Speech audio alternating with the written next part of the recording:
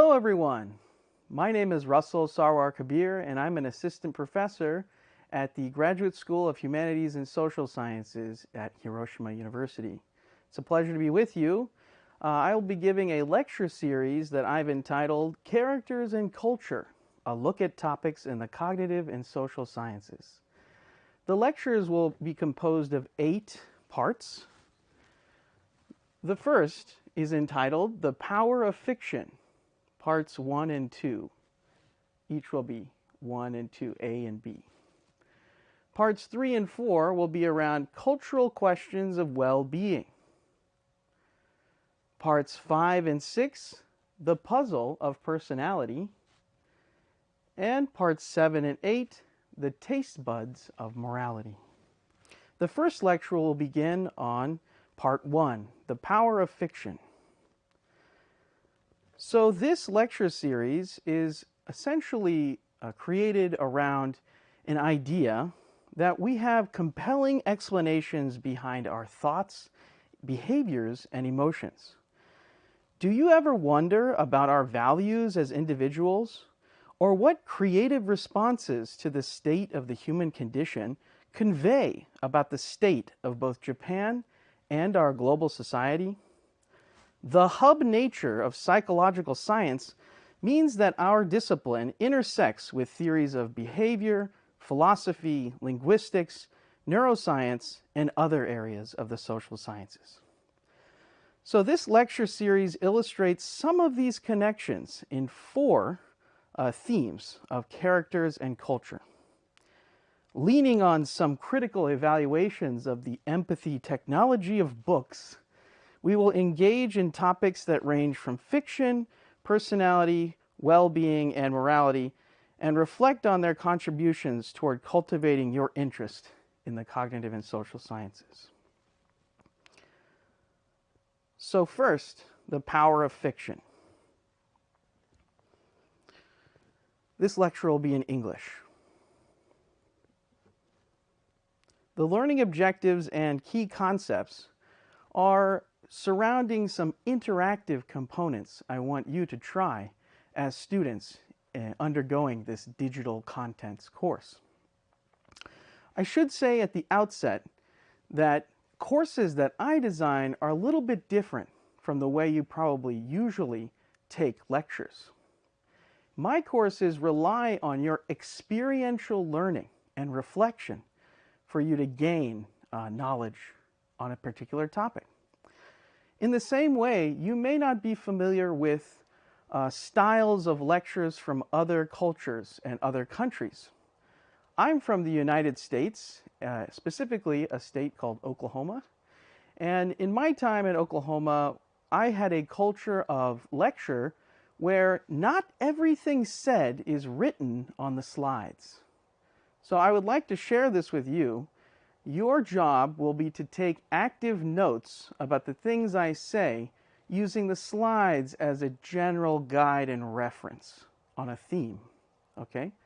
So the learning activities I've devised for you include watching and discussing the public and mental health messages in a short video called My Hero Is You by the Interagency Steering Committee with the WHO and many other international organizations. I'd also like you to try reading and listening to a story by Ken Liu called Mono no Aware, as well as writing a little bit if you can. Finally, I want to help connect concepts in critical thinking using scientific findings from the study of empathy, which is in my field. So in this way, characters and culture come together for you as students. Some of the key concepts and terms, I've already said one of them, empathy technology. So fiction is sort of a moral laboratory, and books in their most primitive form can be thought of as a form of technology. In this way, they help us understand the life circumstances of others throughout the world. In this way, I conceive this as an empathy technology. right? So a moral laboratory is a place where you would have morality on the menu for experimentation. Another couple of key terms for the core readings of the course: writerly versus readerly role. Sometimes we take different roles when we create works of fiction and when we consume works of fiction. Trains of action is a key term to describe how things going on between characters or in sequences of the story happen with movement. The mental lives of characters, I think, is something you can relate with, is an idea that people in a story have their own things that are going on with them. So their mental lives and their intentions that are sort of tied to that. Another key interesting term that we often use in this world is the notion of parasocial relationships. Para means beside, social being things that have to do with society, and relationships that are not direct, where we don't know, like a celebrity or someone else, but we sort of create our own fiction or headcanon about what they're doing or who they're probably interested in. And in the way that we listen or consume fiction, we often tend to create parasocial relationships. Finally, narrative transportation. What takes you into a story? We'll talk about that. Transporting you, if you want to think about it, like norimono. Empathic accuracy, 共感性の正確性, is an idea that we can become better at gauging or inferring or seeing into and guessing the mental lives of others. And finally, the notion of a speaker of culture, someone who represents a culture and speaks on its behalf. All right. So this particular lecture is designed around 4 core readings that I highly endorse for understanding this lecture more deeply and for connecting some of the points. You can take a look at them here or in the references at the end of the lecture. But they're mostly structured around Oatley's 2016 paper on fiction, the simulation of social worlds, the My Hero Is You storybook, and a work of original research by myself and my colleagues on empathic accuracy, and Ken Liu's Mono no Aware. So to begin, I'd like to challenge you to recall a time that a book helped shape your view of the world. I know in my case, there have been many particular works of ethnography that have completely opened up the way that I see the human condition. A few that come to mind are Zora and Neale Hurston's Their Eyes Were Watching God, where myself, now in a contemporary circumstance, could go back and see what it was like to live during the Harlem Renaissance of the early 1900s. Or in the case of another life experience of a book, V.S. Naipaul's A Bend in the River also comes to mind, a work of fiction that depicted the plight of tribes in Africa, a place I've never been, but could help me understand their life circumstances and their goals. I'm sure many of you can think of many other examples from popular culture and popular fiction. So I challenge you to think about some of the intentions, the thoughts, the emotions, the behaviors of those characters, such as their cause. What are they trying to do? What is motivating them, right? What is the nature of their character? How do you describe them? What kind of goals are involved? Maybe you might notice when you watch works of film, you see that objects often carry a lot of the message of a story or the purpose of characters in a story. So sometimes it happens too much, and that's called the MacGuffin effect. But anyway, objects, how do objects relate with characters in the story? You might consider wands in the universe of Harry Potter, or lightsabers in the universe of Star Wars, for example. Space. How do the characters react to space and time? In what way does time interact with their life in the way that it's presented in the story? These are some of the ways that you might be able to break down or analyze different characters and their motivations. In other words, you might be able to guess something about their human psychology, if they're humans, but something about the psychology of these characters. And in so doing, our reflection of that helps us shape our view of the world. Perhaps you could take a look at these characters as vegetables that have been animated in this way and create some source of relationships of their intentions on your own. In what ways do you think that they're interacting with each other? Things like that. You might be able to make up a story of their cause, their goal, their intentions.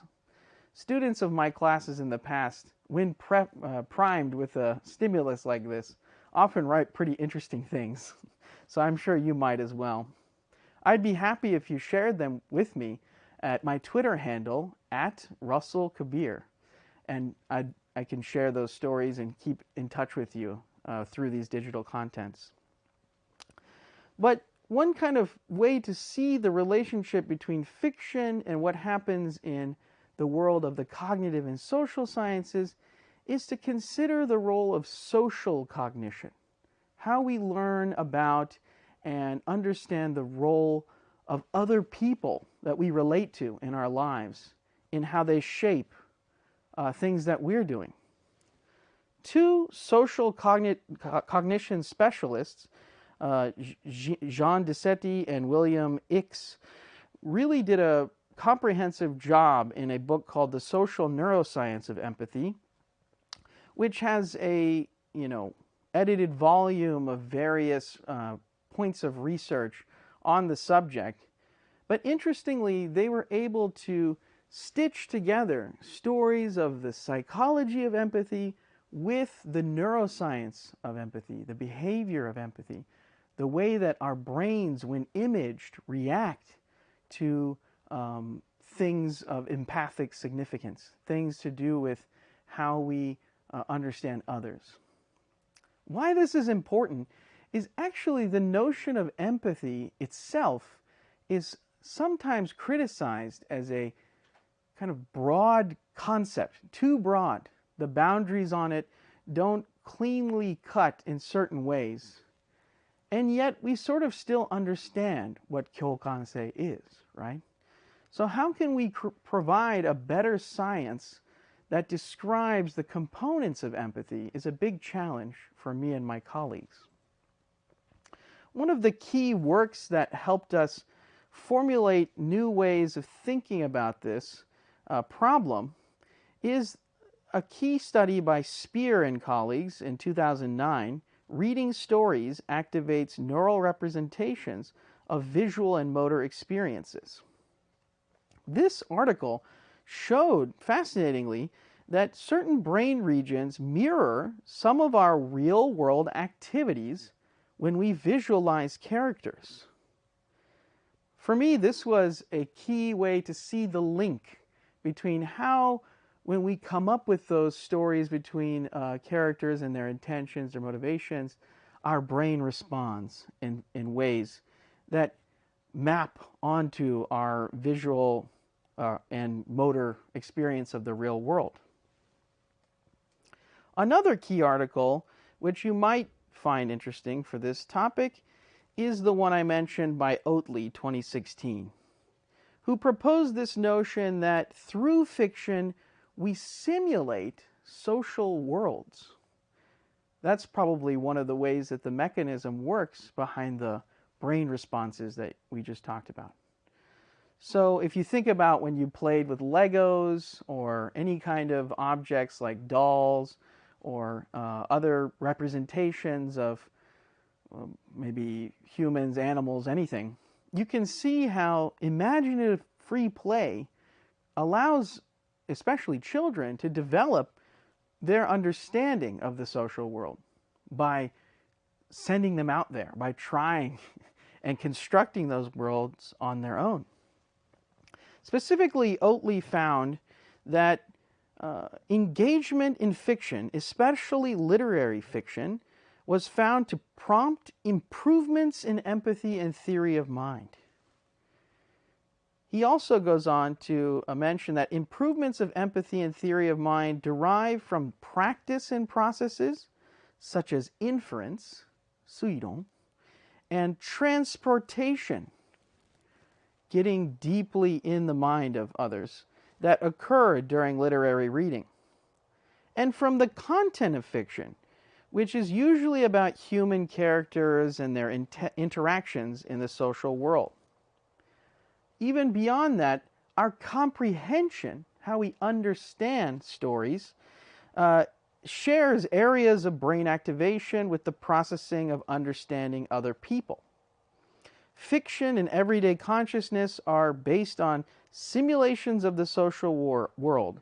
Thus, reading a work of fiction can be thought of as taking in a piece of consciousness.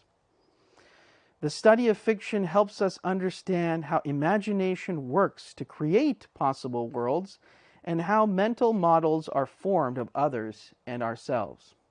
End quote. So this idea really took me and my colleagues by storm, so much that we proposed this notion that maybe we come to understand a repertory or a repertoire of representations, different characters that we've interacted in other contexts that we've read or consumed, then become sort of hints for us to understand social situations in the real world. Well, not only this inclination that we had, but the reality, in at least one study by Nomura and Akai, 2012, found that empathy for characters in fictional stories correlates with that of empathy for real people. I believe this was done with Japanese participants as well. So in this way, I'm representing this sort of fictional story, this image, this way in our mind's eye that we might conceive of an object, and the reality when we experience something in the world. So empathy for fictional characters possibly leading to empathy for how we understand real people. Well, what kind of governs the depth of the content that Oatley mentioned? I think one way of conceiving this might be the notion of narrative transportation. These are 6 questions from a work by Green and Brock, 2000, that was also sort of updated and thought more deeply about in another work by Apple, Nams, Richter, and Green, 2015, which showed some ways of questioning people about the depth of their experience in narrative, such as, I could picture myself in the scene of events described in the narrative. I was mentally involved in the narrative while reading it. I wanted to learn how the narrative ended. The narrative affected me emotionally.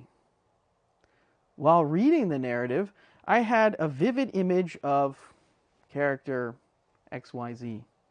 While reading the narrative, I have a vivid image of another character, XYZ. Yeah, 6 questions. So maybe two questions about a character.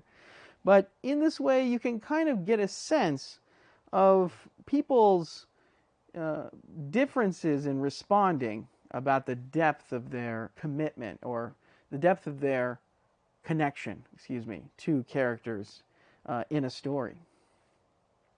So now that you're getting some appreciation of how the cognitive and social sciences look at this issue, I might ask you to reflect on your upbringing as children. In my case, in the United States, I would read children's books like Alexander and the Terrible, Horrible, No Good, Very Bad Day, or The Story of Ferdinand. These storybooks my parents would read to me often as children, and the core parts of their stories are sort of designed to promote social and emotional understanding for children. I definitely recommend that you try taking a look at these. Maybe you can find some images online, especially of the story of Ferdinand, which is the story of a bull. And Alexander and the Terrible, Horrible, No Good, Very Bad Day is also quite well known. But I'm also very interested in what books you read as a child that you think had impact on how you learned about society or social and emotional development, right?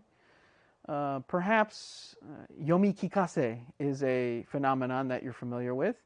You might even ask your parents, what did you read to me when I was younger? If so, definitely get in contact with me on Twitter about that.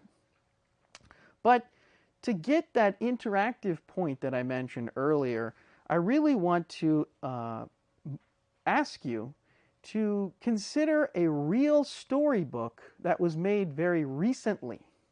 So you see these two books are quite old, you know, but it's the fact that a very recent work was conducted called My Hero Is You. My Hero Is You is a storybook that depicts a dragon named Ario, I believe, going to different areas and helping children from around the world. Now, this storybook was translated, I think, over 100 times. It was made in coordination with members of 104 different countries, and as much as 1,700 children, parents, teachers, caregivers were involved in the creation of this storybook. So I want to challenge you to take some time now, pausing this video, and opening either one of two videos for My Hero Is You. One from UNICEF and the other from the WHO. So if you will, please look up My Hero Is You, UNICEF, on YouTube, or My Hero Is You, WHO, on YouTube.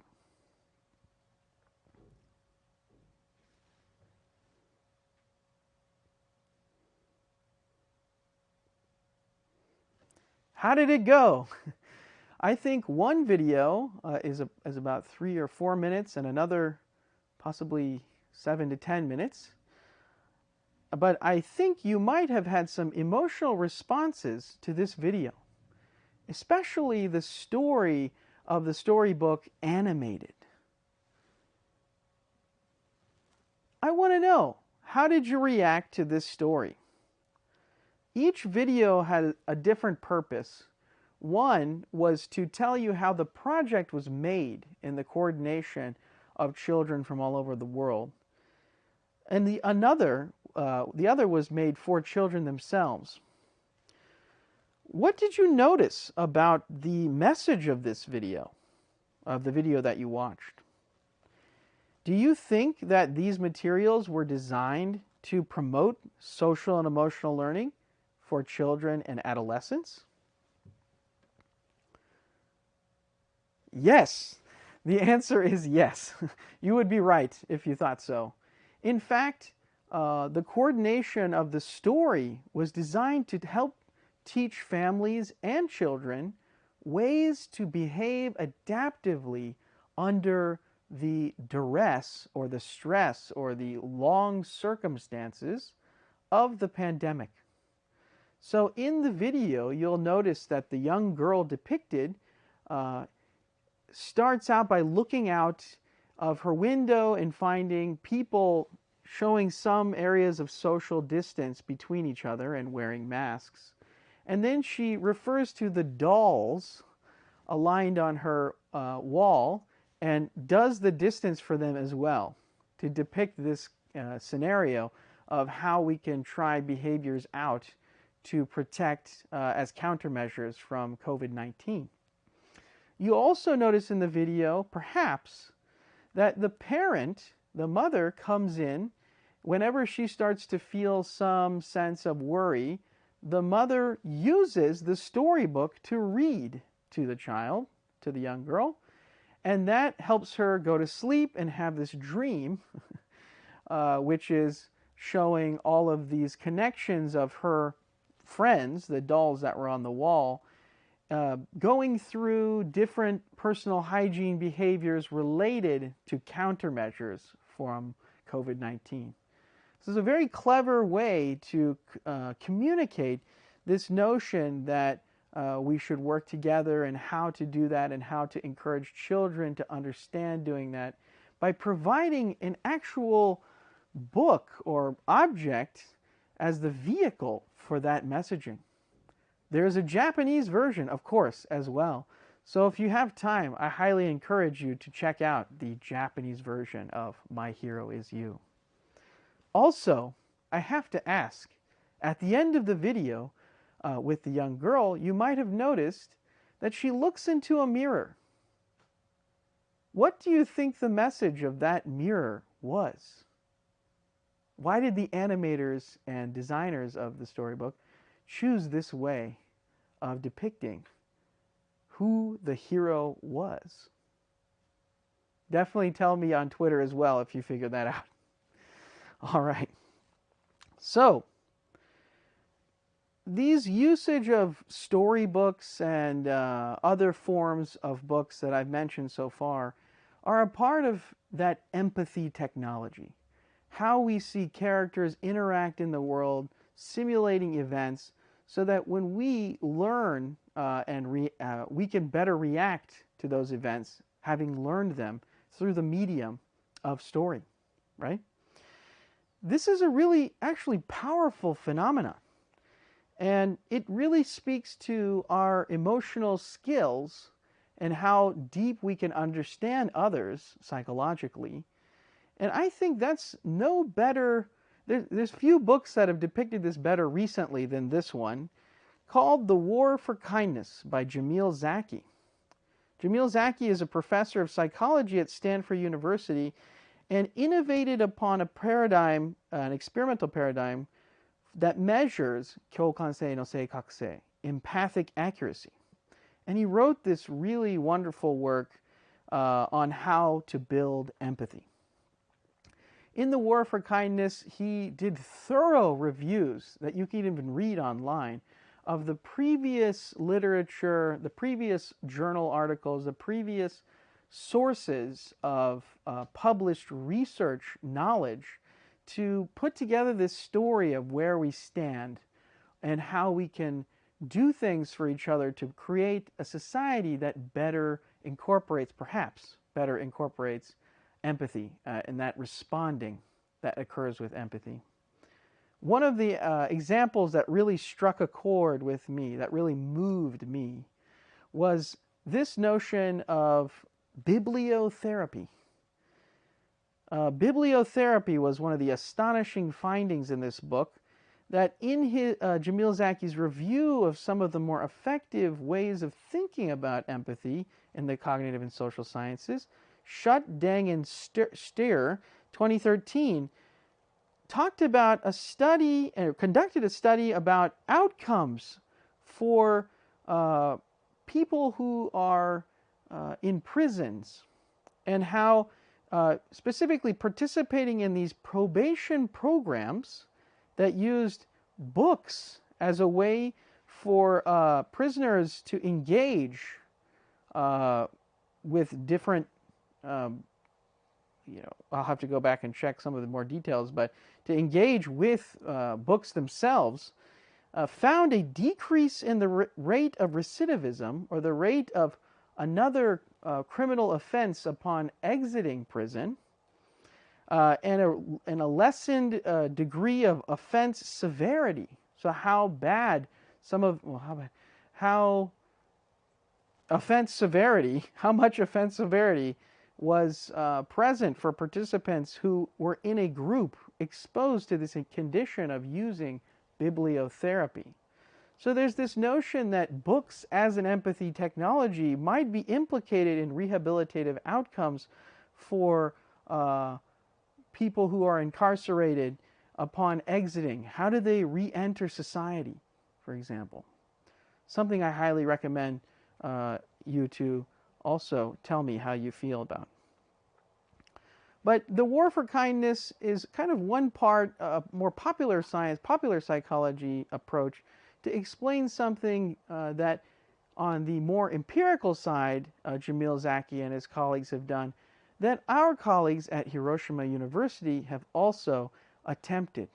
And that is something called empathic accuracy as a behavioral experiment, which essentially asks participants to see a scenario depicted in a video and see how well you as a person can guess what was going through the mind of that person or what emotional response they were having at that time, and then writing it, which was then coded, showing this behavioral ability of inferring or trying to grasp or guess at the state of others' current, I want to say dekikoto, the things going on among them. Okay? So my colleagues and I, especially led by Shushi Namba and some of my other colleagues, Noguchi, Kambara, Kobayashi, and Matsuda, were involved in collecting this behavioral data and comparing it with people's preferences in terms of their self-reported questionnaire data. So there is an instrument called the Interpersonal Reactivity Index, which does something similar to the narrative transportation scale I mentioned earlier in this lecture, asking questions about your tendencies. One of them is about your tendency to consume fiction, okay? And that is called the fantasy subscale. So the more that you engage in fantasy as a sort of part of your daily life, how much does that predict your ability to infer or read the state of others when you watch a video, essentially? So we found that especially this scale of fantasy was involved in relationships to that behavior. So for more, I definitely recommend checking out our article. But I did want to show you that here at Hiroshima University, we are conducting original research in this area. So we're always happy to accept new students interested in these issues. Or not issues, but these topics, right? So with that, I want to sort of pivot and put the onus on you, to turn the mirror back at you about this notion of fiction. Do you consume fiction? Do you read a lot of books, especially literary works? If so, I would like to introduce you to this reading called Mono no Aware. Okay? Mono no Aware by Ken Liu. You can find it online in a link that I'll provide as a part of the digital contents of this course. And you can also listen to the story on a podcast by LeVar Burton Reads, if you search LeVar Burton Reads and Mono no Aware. Now, this story is about the world's last speaker of culture from a country that I'm sure you know well, which is Japan. This was written by a Chinese-American author, an award-winning Chinese-American author who wrote in English and wrote about facets of Japanese culture in this original work of science fiction. I don't know if you can see it from this distance, but you might be able to see a kanji character that is here, right on the first page, there are two key kanji characters in this reading that have a very special meaning in the story that I encourage you to try. So, what I'd like to challenge you to do is to read this story. It takes a little bit of time, but if you can, please read or listen to while following the words in the link I provide online from Lightspeed magazine, which is widely available, and try to understand what's going on with the characters in this story. Why is the character, whose name is Hiroto, the last speaker of culture? Also, I'd like to challenge you to tell me new words in English that you find while reading this story. I will try my best on Twitter or in some medium, perhaps with a coordination of a website, to clarify these terms and to, try to clear up points of confusion you might have. I also would like to challenge you to summarize some of the major arcs of the story, such as, what did the kanji characters represent? Do you think you can figure that out? Why did the author illustrate a contrast between chess and go? Go はですね、囲碁。囲碁ですね。Go. How did you feel about Hiroto's father? Now I'm trying to see your social and emotional learning as individuals. And did you notice anything about language, culture, pride, memory, or national identity in this short story? So I'd like to conclude part one of this lecture series with these questions for you and with the challenge for you to read Can Lose Mono no Aware. Thank you for listening, and I'll see you in the next part.